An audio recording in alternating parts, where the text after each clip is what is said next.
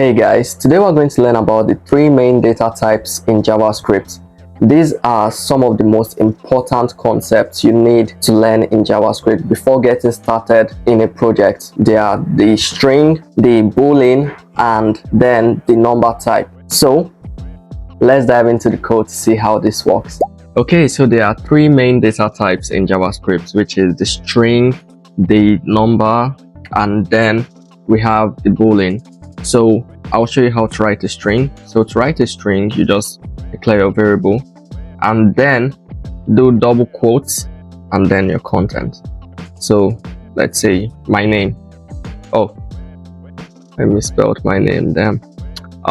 Yes, so this is how you write a string in JavaScript. So you can think of a string as writing on paper. So just writing is basically plain text. But for you to get this, you have to put it in double quotes. So if we run this, we're going to see JavaScript. So let's open up our terminal, node, index.js, see JavaScript. So there's another data type, the number data type. Let's comment this out. Just do, Jesus Christ, I can't type. So this is also like writing in plain text. So for you to write a number, you just write a number without the quotes or anything. You can't write, let's say, JavaScript here. And the reason is because, okay, let's run this first. So node index.js, see 10. The reason we can't like write something else or put it in double quotes is because this is meant to perform calculations. So let's see 10 plus 10. If we run this age, we'll see 20. What do you think will happen if we do this? So let's run it again, index.js. We see 1010. So what this is basically doing is interpreting this as a plain text. So it's just like you're writing in pen, just writing a sentence. So it looks, oh, you just wrote 1010. Okay, that's it. I'll show you the result. When we remove the double quotes, it's going to be like, oh, you want to add 10 with 10.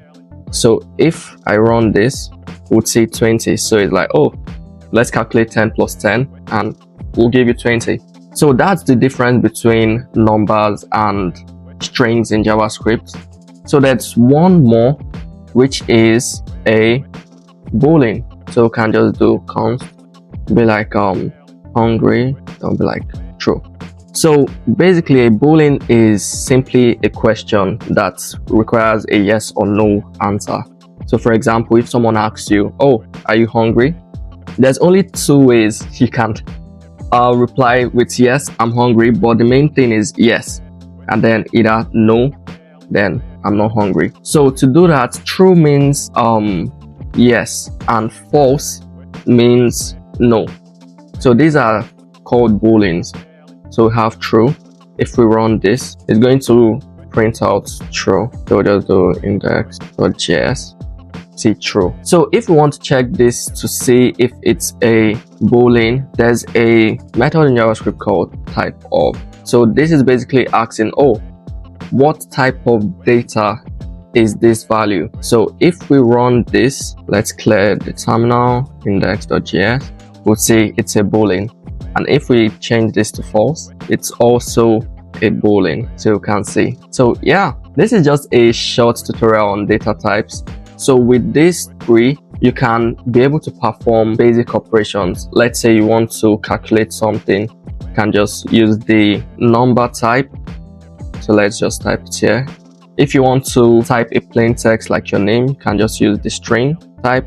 And then if you want to ask a question that requires a yes or no answer, you can just use the boolean type. Yeah, this is basically the three major data types we have in JavaScript. So with these three data types, you can start building basic projects in JavaScript. Before we end this video, let me show you a quick example of this boolean. So if age is equal to 10, then we would console.log this, you're a kid. Else, if age is not equal to 10, then console.log, you are not a kid.